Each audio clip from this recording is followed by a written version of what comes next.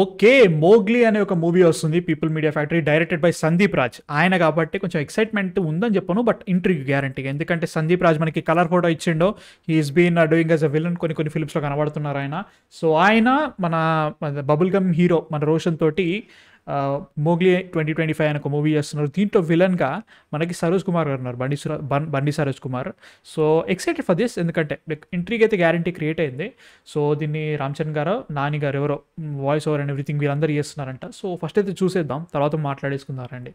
So, let's watch 'Mowgli' teaser and glimpse అంట 'world of Mowgli'. So,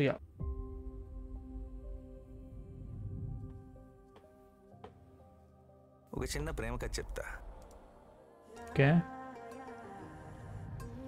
cinematography బాగుంది. 2025 technology ఇంకా పూర్తిగా develop అవ్వని రోజులు. అడవిలోకి వెళ్తే కనీసం ఫోన్ సిగ్నల్స్ కూడా వచ్చేవి కావు.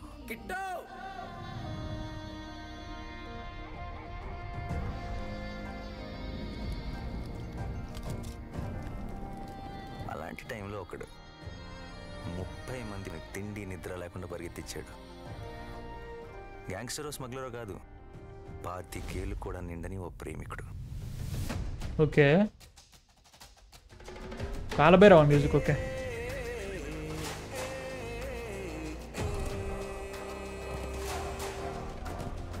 మన సిటీలో ఎలా బతకాలో మనకు తెలిసిన దాంట్లో 50% కూడా వాడికి తెలియదు. కానీ అడవిలో ఎలా బతకాలో మనకన్నా 50 రెట్లు ఎక్కువ తెలుసు.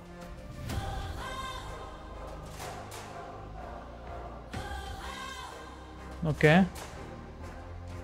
ఎందుకు పరిగెత్తించడానిక మీ అనుమానం? మరి తన బంగారు ప్రేమ కథలో వేలు పెడితే కొట్టడా? జై మోగ్లీ. షేర్ ఖాన్ వచ్చేస్తున్నాడు రా. రెడీగా ఉండు. ఓకే. హీరోయిన్ అంట.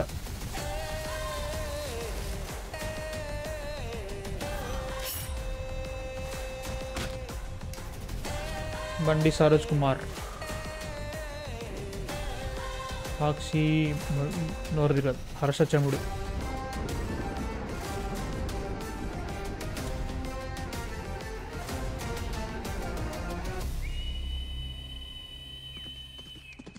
ఓకే. ఇంట్రెస్టింగ్. సో, చూడాలి. అంటే లైక్ ఇంట్రెస్టింగ్ అంటే ఉంది లవ్ స్టోరీ. కాకపోతే దీంట్లో కొత్తగా మన what you call it villain ఏంటి సిచ్యువేషను ఫారెస్ట్ కింద. యాక్చువల్లీ వాళ్ళు ఫారెస్ట్లో ఉండరు అనుకుంటున్నాయి. అంటే లైక్ వాళ్ళు ఫారెస్ట్లో పెరిగినారో తెలియదు కానీ ఫారెస్ట్లోకి వచ్చిన తర్వాత సంథింగ్ హ్యాపెన్.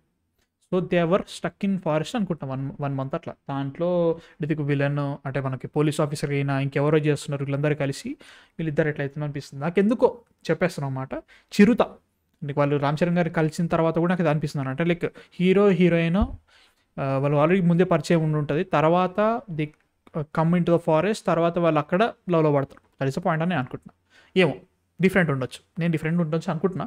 నాకు అనిపించింది ఫస్ట్ చూసిన వెంటనే ఓకే ఇలా కావచ్చు అని చెప్పేసి. నాని గారు దీనికి వాయిస్ ఓవర్ ఓకే బాగుంది అనిపించింది. డైలాగ్స్ సార్ ఓకే చెప్తున్నా కదా ఇది చూసా క్యాక్ దీనంత చూడలేము వెంటనే చూడాలి లేదు.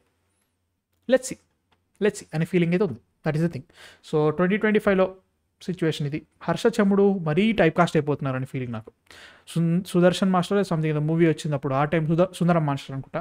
అలాంటి మూవీస్ అయినా కానీ పర్లేదు. బట్ టూ టైప్ కాస్ట్ అని ఫీలింగ్ వస్తుంది. ప్రతి దాంట్లో ఆయన కనబడుతున్నారు.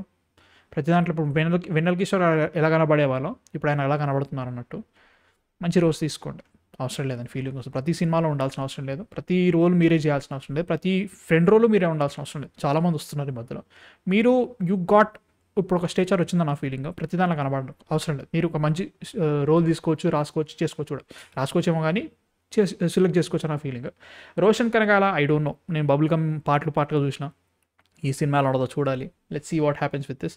కొత్త heroine Bandi Saroj Kumar garu as a director, as a movie maker నాకు మంచి వైబ్సే ఉన్నాయి. అంటే లైక్ ఆయన ఒక మెసేజ్ పెట్టుకొని దాని వెంట రాస్తూ ఉంటారు అన్నట్టు. సో, ఆయన యాక్టింగ్ కూడా ఏం ఓకే. బట్ దీంట్లో విలన్గా అంటే మాత్రం ఆ వైబ్స్ వస్తున్నాయి. Okay he can be a good villain అనే ఫీలింగ్స్ వస్తున్నాయి. బికాస్ ఆయన తీసే సినిమాల్లో కూడా కొంచెం ఎడ్జ్ ఉంటుంది.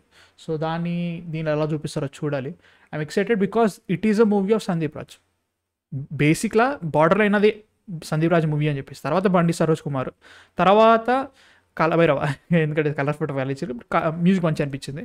సో పిఎంఎఫ్ మీద ప్రస్తుతానికి ఏం లేదు భయ్య, మిరాయి చూసిన తర్వాత ఏమైనా ఉండొచ్చేమో కానీ ఏమో భయ్య నాకైతే మాత్రం ఓకే అనిపించింది. Let's see what happens with this. And 2025లోనే రిలీజ్ అవుతుంది. మోగ్లీ 2025 అని పెట్టుకున్నారు కాబట్టి అంటే 2026 అయినా రిలీజ్ చేయొచ్చు, 1 year ముందు జరిగిందని చెప్పొచ్చు ఈ స్టోరీ.